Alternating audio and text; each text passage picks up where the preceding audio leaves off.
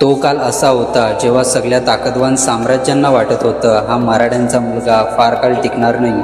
शत्रू तलवारीने नाही तर उपवासाने आधी जखमी करायचा. लहानसा गड घेऊन साम्राज्य त्या मुलाला पडताना पाहायला मजा येईल.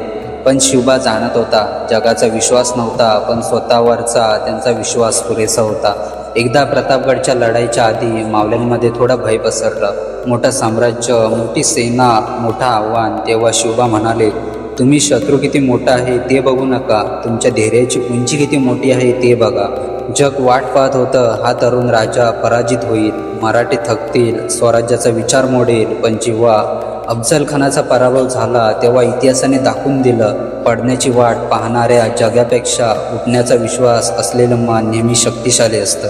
शत्रूच्या तलवारीपेक्षा निंदा आणि शंका जड होत्या, पण शिवबांनी त्या ओझ्यातूनच उभं राहण्याची शक्ती निर्माण केली.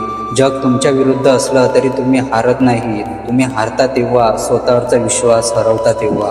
म्हणून लक्षात ठेवा, लोक तुम्ही कधी पडता ते पाहतील, पण इतिहास तुम्ही किती वेळा उभं राहिलात ते लिहितं.